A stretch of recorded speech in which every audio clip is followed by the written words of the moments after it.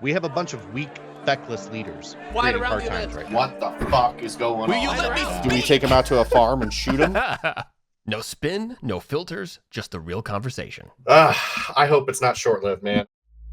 It is crazy to think just how far the left institutions are willing to go as their grip on power slips away. They've resorted to pure fear-mongering and division. They're willing to poison the minds of their own base just to hold on to the last shreds of influence that they have. Remember the miracle vaccine that they swore would stop COVID in its tracks? YouTube is censoring this section. And now we're finding out that fluoride in our drinking water is a fucking neurotoxin. And they've been telling us for years, 40, 50 years, that it was completely safe. And now we know it's just another lie. Their playbook is becoming more and more obvious, right? They twist the truth. They vilify anyone who stands in their way, aka Donald Trump, and keep us, the people, in the dark. I was one of them for years and years and years. The light is becoming brighter and brighter, however. We're not falling for this anymore. It's clear that we need to pull back these curtains, right, and expose all of these lies and take back control. And I honestly think we have to, our only chance is to get Trump back into the White House. I wholeheartedly agree, man. You might have to beep beep the V word a little bit, you know. Maybe, but you might be 100% right. To build off of what you're saying there, right? Like they have this like perspective. They're looking at the view, their worldview, right? Their glasses, how they view the world. Is people in power are grabbing power because that's what they're freaking doing. Okay, so they point the finger and they say, "Look at Donald Trump. He's authoritarian. He's going to grab power." The dude is 80. What's he going to grab power for? 10, 20 years maximum, right? If that was like actually true, it's not. It's not. There's no world that he's going to do that. Okay, he's trying to correct the course of the country, put us in the right direction, and go sit his ass in his sweet ass freaking estate and play golf, because that's what he wants to be doing. You know, he doesn't want to be doing this crap. He said it multiple times. If we were on the right track and we were doing the right things, he wouldn't even be running for president, right? So who wants to be 80, a billionaire, and get shot at? Yeah. It's crazy to me. Why the dude has everything that anybody could ever want in this world. He's not the richest dude in the world, but he has enough money to do whatever the fuck he wants for the rest of his life. Yep. Hang out with his grandkids, play golf, schmooze it up with the richie people. He can do whatever he wants. Hell, he's in freaking Philadelphia serving French fries to people out of a McDonald's window right now. Right? That was amazing. And he's killing it. He's killing it. And you know, there are so many people lining the streets for this guy.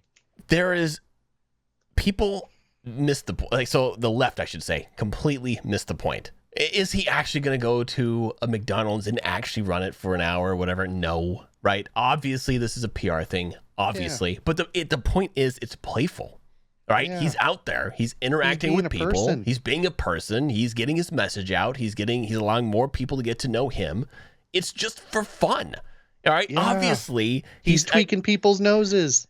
It's exactly. He's booping Kamala Harris, right? Because she came out and said that she used to work at McDonald's, and his campaign couldn't find any examples of that. So he's like, "Fuck it, I'm gonna go do it." Right? It's all for play. He's just playing.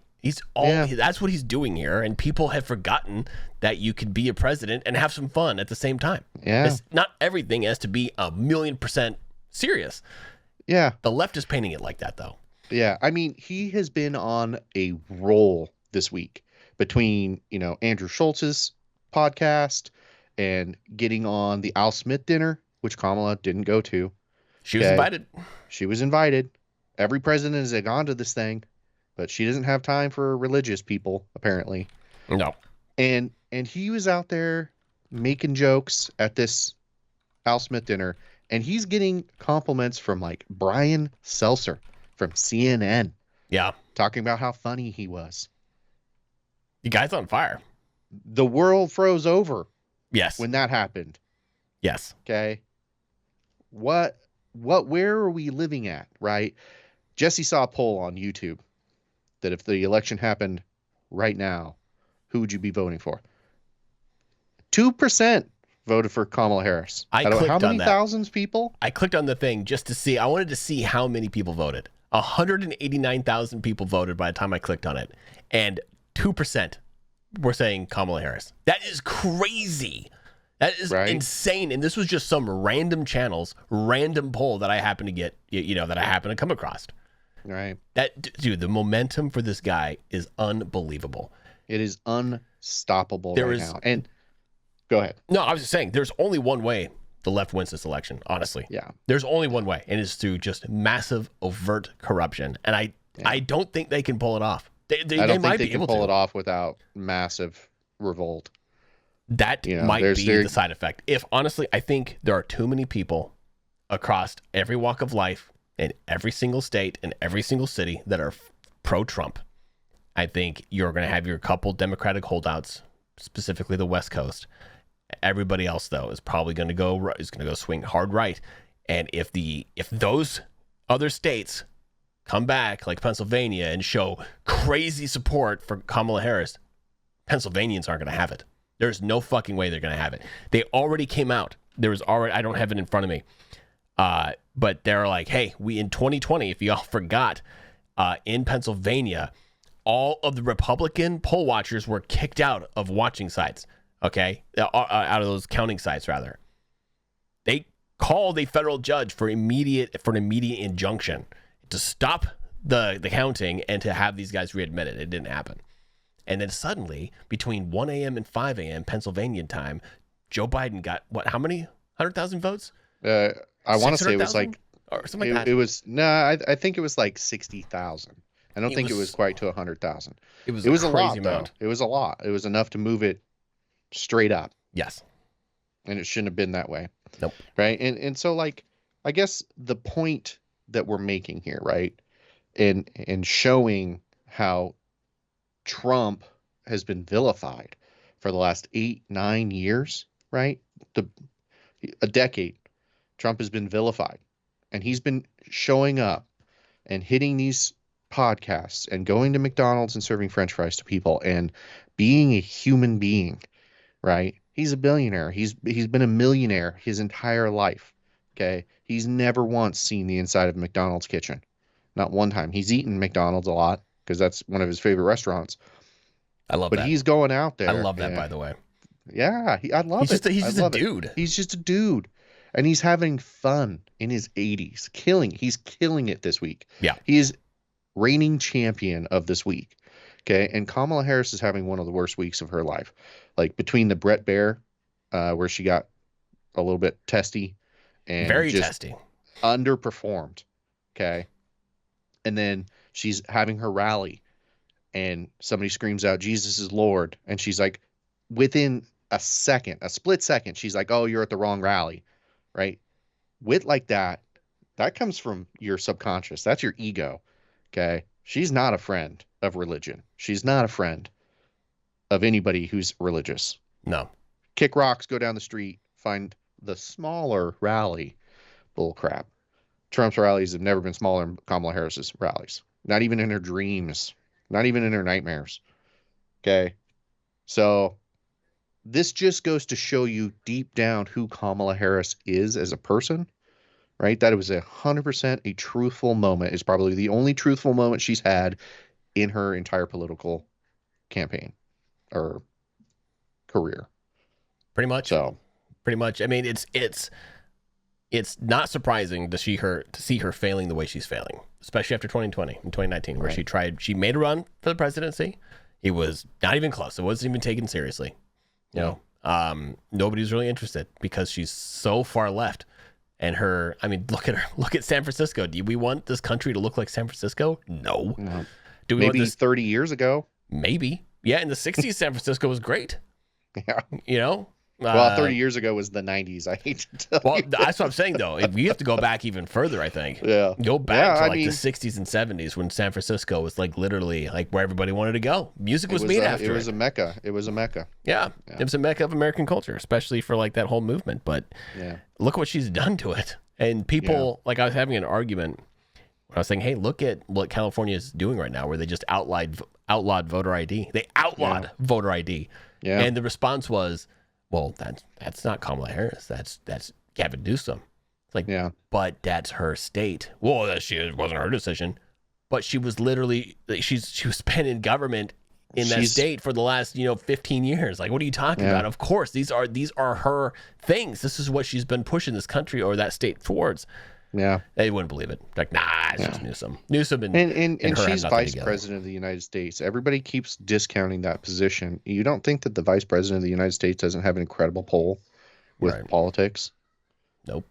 She can't pick up a phone and be like, "Hey, Gavin, tone it the fuck down. You're making us look like a bunch of idiots." No. She was. If anything, she was probably totally supportive of it. She's trying called him to and was like, dismantle "Attaboy." this. Of course. She doesn't want people voting, or she doesn't want ID in elections. That would screw her over. Yeah.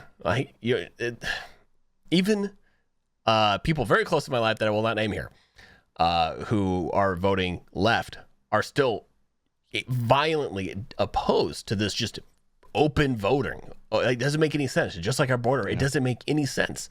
Where's the ID? Why don't you need an ID to vote? I just voted.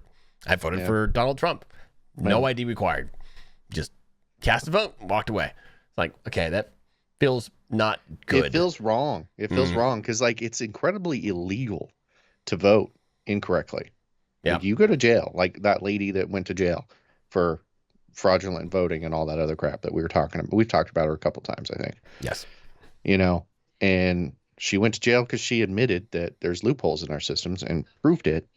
And they were like, "Oh, thanks for admitting that you fraudulently voted." It's more than just her now. There's a handful of women that have gone to jail. They happen to be women who have found these. They're not even loopholes. Like that, a loophole is like some small little outlier that you could exploit. This is like a massive, glaring security breach problem. In our security. Yes, and all they did was just walk through the massive gates of the problem, and then they got thrown in jail. And we're talking about specifically mail-in votes. Both these people basically had more mail-in votes sent to them, and then they just filled them out with nonsense, submitted them, and then caught the votes on the other end because they're part of the state election boards. Caught those fake votes that they issued themselves, and they went through the whole system. No checks, no balances, no nothing. They were just immediately admitted into the roll, and then they got thrown in jail for demonstrating that. It's like, wow, that's insane. I don't know. It is a clown world we're living in right now. Like I legitimately, I have no idea what we're driving towards. I don't know what the end goal is here. What? So, why do you think we were talking about this before the podcast?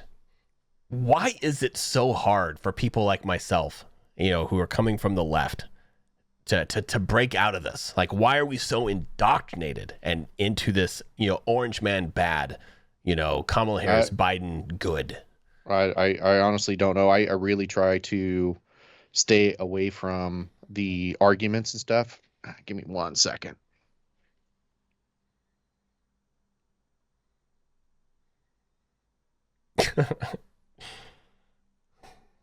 Sorry, you're gonna have to edit that out.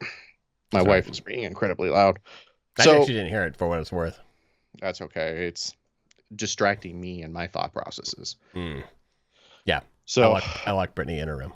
Shut the door. I was like, I'm starting this thing. Be quiet. All right, I'm ready to jump back in.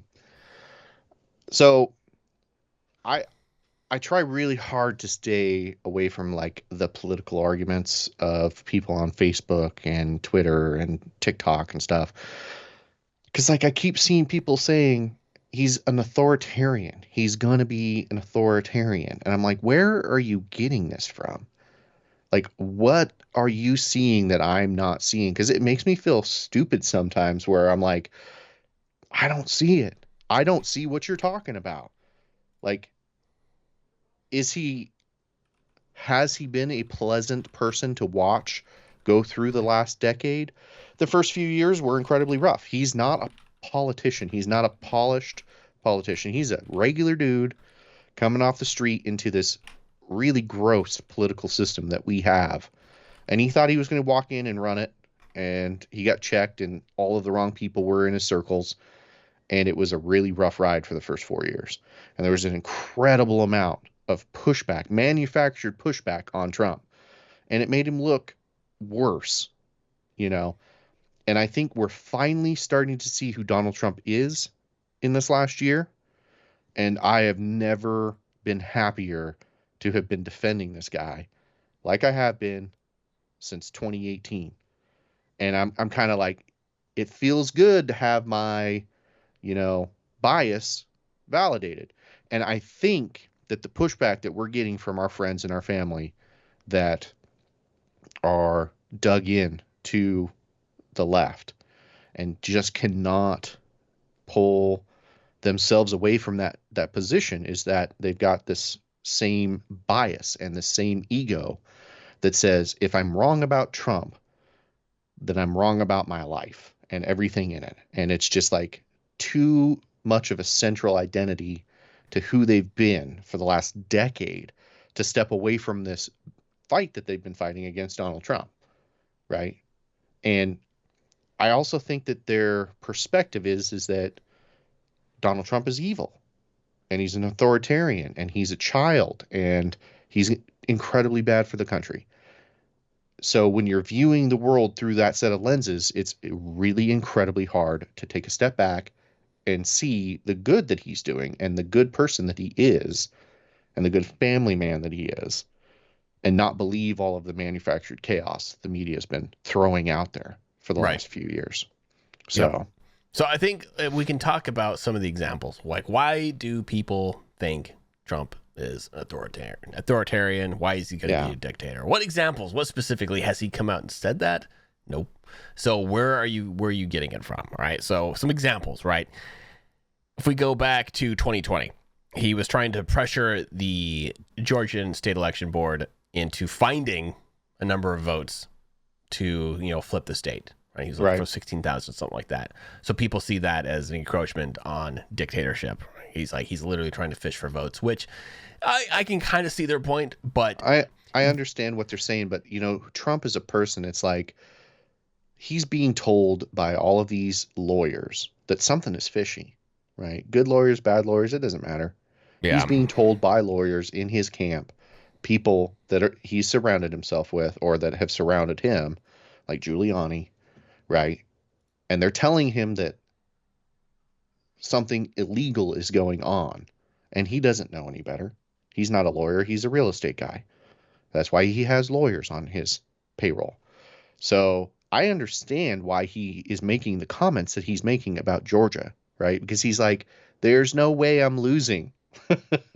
He's like, I know what my rallies look like. I know the enthusiasm behind what's going on. Like he didn't lose any of his base from the first election to the second election. It's gained. It's grown. It grew from 16 to 20, and from 20 to 24, it's grown more. Yep. So, I mean, let me give you some more details here. All right. Yeah, just please. real quick. So we're talking about Georgia. So we already know, we've talked about this a million times. So we'll talk about it again real quick. 1.7 million voter ballot images are gone. So we can never, what that means is in Georgia, we can never go back and recertify, relook, recount the election. It's impossible now. Nobody's gone to jail. Nobody's not even in the news. So we can't go back there. So why would you need to lose 1.7 million voter ballot images? Easy because you've done something illegal. You're hiding your tracks. Some interesting new inconsistencies that have been popping up in Georgia. Some of the people who were actually counting the votes came out with some weird irregularities. My favorite one that has just surfaced is one lady was testifying that she was going through and counting all the ballots. And we're just, tabulating, throwing them through the machine one at a time. Now, imagine how the ballots get to the counters, okay? How does this even happen? People from across the state, they submit a ballot. It goes into a bin. It goes into a truck. It goes into one of these counting facilities that's divvied up amongst, dozens and dozens of counters, and those counters proceed to count the votes. And this one person noticed that all of the votes, all the ballots that she was getting, all right, so every ballot has an ID associated with it, and it's incremental, right? So like if, say 3 million ballots went out, then there'll be 3 million ballots with, ranging from 1 to 3 million. And as she was sending these ballots through the imaging machine to get them counted, she noticed that they were all sequential. She was getting in this case, 2,232. And the next up was 2,233, 2,334, 5, 6, 7, 8. And she's like, how does that even happen? Like, how does she get handed a stack of perfectly sequential ballot images?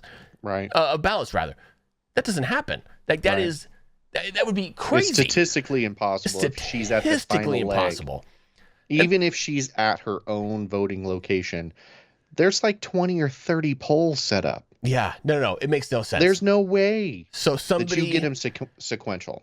Somebody handed her ballots. Somebody got ballots to her that were manufactured. Is really what it comes down to. It's the only way that could possibly happen. It's another example of voter fraud. Okay, so anyway, that's just one. But what really comes down to when we go back to what we were originally discussing was why people think Trump's a dictator is because the claim is because he was pressuring Georgia to find votes to make him win. But you only get the snippet of that conversation of him saying, hey, there's got to be 13,000 whatever many votes, right, that have my name on it. There's got to go find them, right? When the entirety of the conversation is we're seeing a lot of malfeasance occurring in Georgia. You're not recounting, or every time you recount, it gets even worse or stranger. Go and fix this. And I don't think that's a sign of a dictatorship. I think that's the sign of a man who's very concerned that the election's being stolen from him. Right. So if we go back, another example that they like to use is that he declared a national emergency to fund the border wall after Congress denied him any sort of funding. Right. That's totally within his power. And I think all Americans, except for the fucking left, specifically the left in terms of Senate and House representatives and senators, they don't want this wall. They're on board with whatever this agenda is to bring in as many illegal people in this country as possible. I'm not totally sure why. There's some agenda there that I'm not saying. I'm telling you, it's generational voting, man. Generational voting. Yep.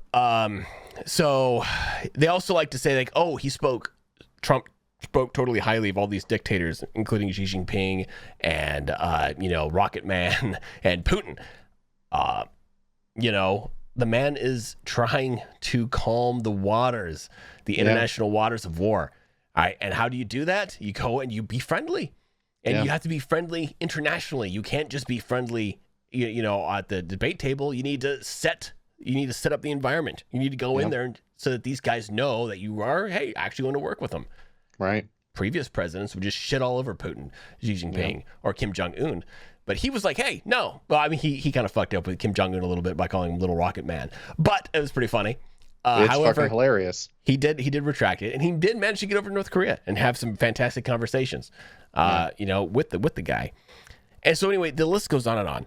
January 6th is another example. They say he was trying to be a dictator because by arming the masses with this, as we could discuss this at length. Yeah. But net, enough people felt that the vote was stolen, and they were protesting. Yeah. I mean, there were 2 million Americans in the Capitol on January 6th. They did not arrest and put 2 million Americans in jail, right? If 2 million Americans were out there trying to overthrow and be, an insurrection, if Trump was out there leading these people towards the Capitol in an actual insurrection, right? That would be one thing. But Donald Trump was not out there leading 2 million people into the Capitol to take the heads of his political opponents. Okay. Right. That wasn't what was happening. It was just a movement where people were trying to let their voices be heard and show that they were really pissed off. And if you think 2020 was bad, if this shit happens again in 2024, it's not going to be good. I might be out in the streets. I will be. Watch my happy ass go to DC and participate. So anyway, the net here is that people felt that there was a problem there. Oh, an interesting caveat. 300 people have been imprisoned as a result of of January 6th. Some of these people, the majority of these people, by the way, if you actually look at the evidence used against them, walked through the open doors of Congress, toured like the kind of like the central, the places where you kind of go in and visit and see the pictures and things like that. Did a lap and then left. Those are the people that were arrested, along with the shaman, the QAnon shaman and stuff like that. You want to know how many people on Jeffrey Epstein's list have been prosecuted? Not one. Not a single one. So just Just regular people who walk through the Capitol in jail. Epstein list, nobody. And what's sad is that the vast majority of the people that even went into the Capitol were allowed in there by Capitol Police. Mm-hmm. Okay. And I would love to get into a pod specifically about January 6th. I would love to get into it. I don't think today is that day. We don't have that much time to get into it. So I'm trying not to go down that rabbit hole. I want us to stick strictly to Kamala Harris but in this authoritarian nonsense. It's nonsense. It is nonsense. I'll give you just the last things here. The other thing that the left likes to throw out is like, oh yeah, look at this cult of personality that's surrounded Trump. That's why he's a dictator. No, because the people are sick and tired of your bullshit. That's why all these people are coming out so violently opposed to you. Yeah. Trump just happens to be the person speaking some sense here. Right. So that's why it's just an easy win for him. He doesn't have to, like I said, he's an estate guy. He manages properties. He's not a politician. So he just has to come out there and say the right things. And then the rest of us are like, oh shit, we don't have to live in this poison fucking democracy. Right. Sweet. We want that. Well, I want old America, man. Yep. Like, give me 2019 before COVID even. I will take that. I loved 2019. 2019 was a good year. It was a great year. Was it? It was. I don't remember. I loved it. Every second of 2019. It was the best year of my life. Laughing. I had money. I remember what was happening. I could travel. I could come hang out with you. Yep. Yeah. Well, my I work in cybersecurity, so every year is just a shitty year. All right. So with all that being said, how is all this information making it in this succinct fashion that's landing across the left, right? The actual people voting. How's it getting there? Well, it's primarily through legacy media and the social media, right? So Meta, including Facebook and Instagram, and then you have Google, which has, of course, their search engine. So Alphabet and their search engine. The predominant modern tools of communication are controlled by companies whose CEOs are massively in the left, right? They're incredibly wealthy and powerful, and they know that. But as far as legacy media is concerned, we're talking about ABC, NBC, CBS, and things like that. All of these companies are still owned by the same parent organizations who are all left-leaning. So if they have a message that they want to get out, if Kamala has something that she wants to say, she's got an open door to millions and millions and millions and hundreds of millions of voters through all of these systems. And if you include, Google, who's totally willing to censor Donald Trump at the drop of the hat on behalf of their crowned, person, Kamala Harris, and they're willing to do that. Same with Facebook. But ABC is owned by the Walt Disney Corporation, and Bob Iger is the CEO, who is a huge Democrat, massive Democrat. NBC is owned by Comcast, whose CEO is Brian Roberts. He is literally an architect of Obamacare and is one of the massive contributors to the DNC. Right? CBS is a member of Paramount Global, who has significant influence within the Democratic Party. CNN is owned by Warner Brothers, which we just talked about. Actually, we didn't. But Warner Brothers is actually, their CEO is David Zaslav, excuse me. And he is also a massive fundraiser for the DNC. The list goes on and on and on. The only caveats here is basically Fox. Yeah. Fox is about it. All right. Everybody else is owned by either Paramount Global, Walt Disney, or Comcast. And they are all left-leaning. So good luck trying to get a fair and balanced message out there. And all of those are owned by Vanguard and BlackRock. Yeah. Basically. And so this is why, so if we want to actually get into it, if you are an American, you're likely consuming your media from one of these sources. And these sources are telling you Orange Man bad when you wake up, on your lunch break, and when you go to bed. Yeah. Just over and over and over, nonstop. And they've been doing this since 2015. Yeah. I don't blame people for being caught in that. I was one of them. Yeah. It's damned hard to get out of that. You really need a wake-up call. I still remember election evening in 2015, 2016. What was it when 2015. Trump? It was That 20 evening, it was 2016. It was November of 2016 when we got news that Donald Trump won. Oh, yeah. Me and you were on the phone till Yeah. 2 a.m. Yeah. just being like, what the hell happened? Yeah. What happened here? How? Right? Neither one of us could even fathom it. No. Because we had our heads shoved so far up our own asses by the media, you know, and that didn't go away for a Hillary really Clinton long time. by a landslide was the prediction. Yeah.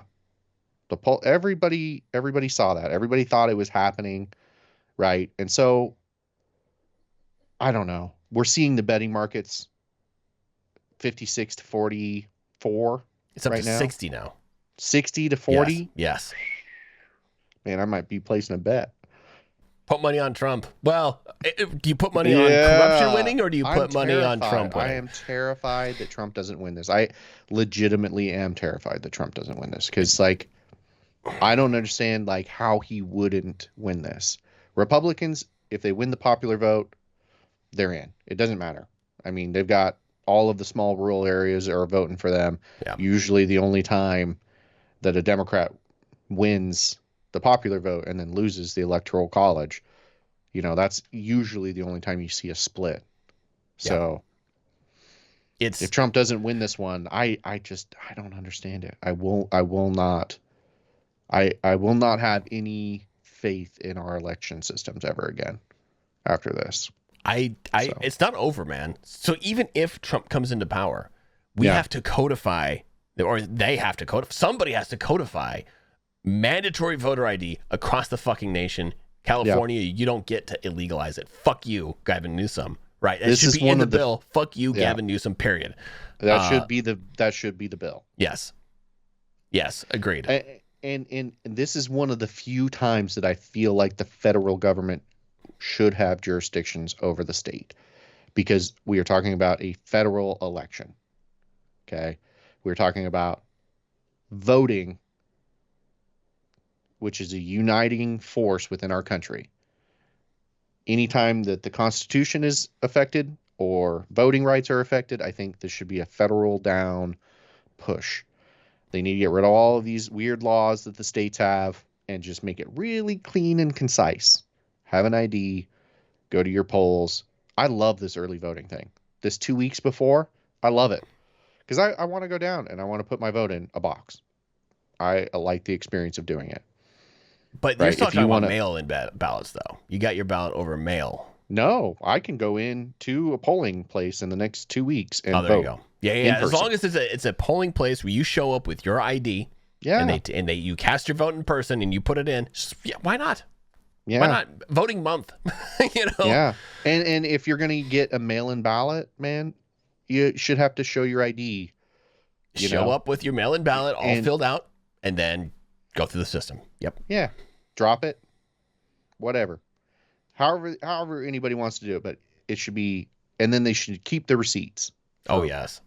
7 years. Just like you got to keep your taxes for 7 years. Any polling place that loses 1.7 million ballots, people need to go to jail for that. Yes. Yes. Like, I can't throw away my taxes for 7 years as a civilian living in this country. Nobody should be able to get rid of the receipts for something as sacred to us as our voting. Sacred. In this country. Yeah. It's supposed to be. They tell us it's a sacred right. Yeah. You know. That illegal aliens have. If they believe if they believe in it hard enough. I mean, literally, it's ridiculous. We've become Never Land. It's so stupid, dude. Yeah. So I think that's top of mind here, right? Where if you actually care to look into any of this, if you are left leaning and you're like Zac and Jesse, you guys are full of shit. I mean, just look at who runs the media that you're consuming. Just look at it, back channel it. It all goes to people who are massively invested in the DNC. That's what it comes down to. And if you're a billionaire, or you have 9 figures worth of wealth, then you're you're going to do whatever it takes to ensure that you keep that wealth and your friends stay in power. It's just you don't look at people like Bob Iger as like this perfect moral and ethical human being. Yeah, it's fucking stupid. I might honestly send this podcast link to a few of my friends and be like, tell me exactly why you think he's an authoritarian. Yeah. Like, I really want to hear where you're getting this from. I see what Jesse's pulling up. I understand what has been manufactured about Donald Trump. I get it, right? If you don't take a second to step away from that echo chamber, I understand why you might think that, but like, step away from it for a second and have a conversation with me. You know, let's talk about what's going on in our country right now. I don't like what I'm seeing with the prices. I don't like seeing the government, you know, trying to take away First and Second Amendment issues. You know, I do not like Kamala Harris at all. No, she wants to take away 1A. She wants to do away with 1A. Yeah, absolutely. She wants it gone. You know, it hurts her and her party. I don't like the way she went into the Brett Baier interview, and I don't like that the first thing out of her mouth when somebody talked about Jesus at a rally was, "You're in the wrong rally," and then everybody around her cheering. I don't like that. I'm not even a particularly faithful religious human being, okay? But I don't really want to see us go down the path of non-religion and science is our new religion, because I didn't like COVID. I didn't like the response the government had with COVID, right? Where everybody just lined up blindly and followed the Pied Piper. Right. I didn't like where we were at in America. I did not like the last 4 years of what happened in our country. It's only going to get worse. So if Kamala is elected, these things are going to get multiplied by a gazillion. Goodbye free vote. We will never have a free vote again. The DNC will ensure that never happens, because Donald Trump will have come too close to power twice in a row for their likings, and so that's gone. They're going to just import everybody from across the fucking world into the United States to ensure that they vote DNC every single time. It will be a one-party system. It will be controlled by idiots like Kamala Harris, and then we're totally boned. It's not looking good. But there's such intense, there's such an intense enthusiasm for Donald Trump and his populist movement that I think we stand a chance. Oh, by the way, so going back, so some other if you're going to share this podcast with somebody, you could reference books such as so Timothy Snyder wrote a book called On Tyranny, where he was comparing Trump's rhetoric and all of his actions to dictators and authoritarians of the past. A lot of people love to compare Trump to Hitler. Right. Why? Why? Actually lay it out. Is it because I don't know. Yeah, I'd love to see it, because, you know, we don't see zealots running around burning libraries like we did in Nazi Germany with the brown shirts. I see a bunch of blue hairs doing stuff like that, running around. It's the burning inverse. down courthouses. These guys are purposely pushing in all this like woke and like, you know, pro-trans literature, which is like anime and, you know, all this manga and stuff like that into high school libraries, and it's graphic as shit. You're lucky if it's just high school and not middle schools. It's right? This one they shouldn't have pictures of dudes blowing each other or eating vaginas or whatever the hell they've got in these middle school books. Middle schools, yes, and elementary. So K through 12s. So it's the whole gambit. And this one, so there's a great video on X of a man with his daughter at a what do we call it? In front of the like election a town board. hall or a city board, school board or something. Instead of the board of. I think I saw that. Anyway, specifically the Board of Education. There we go. And he's like, he just had this like, I'm going to read from a book in my 7-year-olds, like, you know, school, and started reading the most graphic, vile shit that I've heard in a while. Just, it was basically a sexual encounter between two trans people and the things that they were doing to each other. Wow. Why the fuck is that there? And then he was kicked out. He was kicked out for being too vulgar. It's like unbelievable. Yeah. And this is what's coming from from the left. This is what they want to indoctrinate your kids with. No, Right. absolutely not. So anyway, Yeah, I just don't get it. I don't get the arguments, but I'd love to. So, watch this. Hit me up. I'd love to understand what you're so scared of with Donald Trump, because I mean he was in there for 4 years and we walked out of it a way better country than we are in the last 4 years. 2016 to 2020 was amazing, and 2021 to 2024 has not been amazing. and you really, if the thing I would love people to step away from appreciating is that Trump came into this. He's not a politician. We've said this a few times. He basically only had maybe a year where he actually understood the fabric of Capitol Hill and how it worked and the people in the game and how to make things move and how to actually operate properly. He maybe had a year because it took him months and months and months of just getting a cabinet that worked. That wasn't just, disregarding all the shit that he was saying and continuing status quo. So we had to fire a whole bunch of people, and then COVID happened, immediately after, which just kind of upended everything. Right. And so I can't wait to see when he gets in there with people like RFK and Elon Musk and Callie and Casey Means, and they're just going to go to town on this overbloated government. I actually grabbed a quick snapshot, a chart of the number of federal agencies that existed over the last 70 years. Do you want to take a guess at how many federal agencies existed in 1950? I would say 53. Just under 70. Do you know where we're at today? I'm going to say 460. 450 something. Very good guesses. Very good guesses. So that's where we're at. So between 7 years, we have what? However many I don't know how many times. Almost 10x the size of the federal government. Almost. Yeah, 8x the size of it. Yeah, it's huge. That's huge. And you want to know where our taxpayer dollars are and why we can't have nice things? It's because we have middleman bureaucracy. Okay, if you have to pay some jackass to sit at a desk 50 or 60,000, they don't make a lot of money in the socialist side of our country, which is what the United States government is. It's all socialism. They have free healthcare. They have free all of that stuff. Yeah, great. But they get paid shit wages, okay?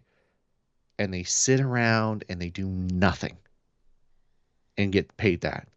And they go home after fucking their 8 hours is up every day, if you even get them there for 8 hours. And they are useless. And you want to know why we don't have nice things and why we have a huge freaking deficit or debt?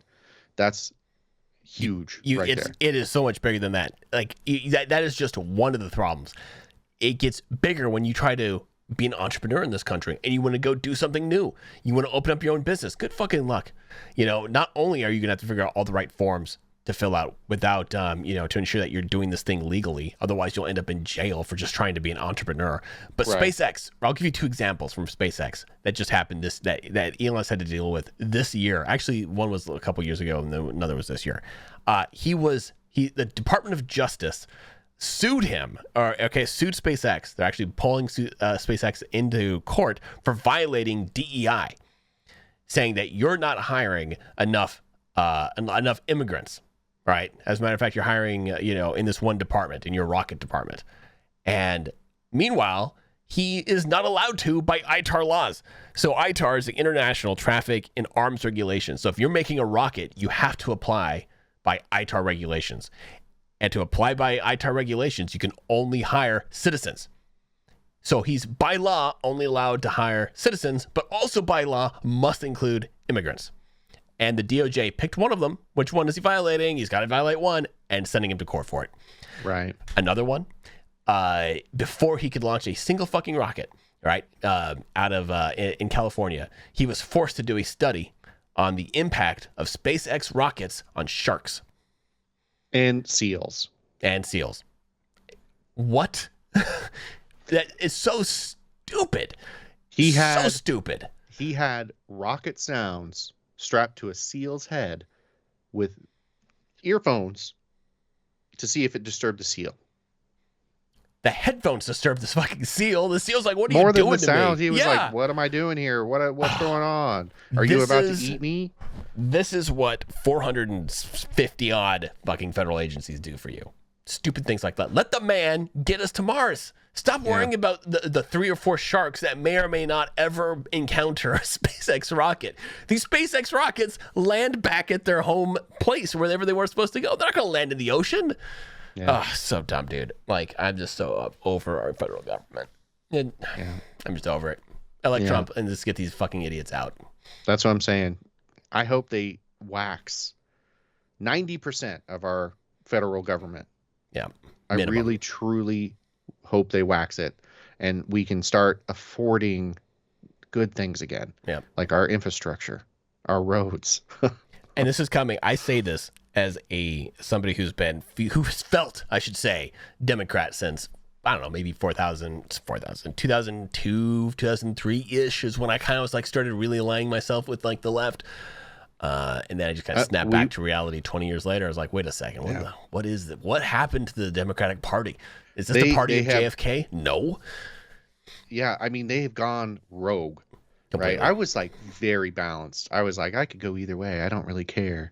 I don't really like the Republicans and I don't really like the Democrats, and then something shifted within Obama's administration. And I was like, oh, I don't like the feel of this.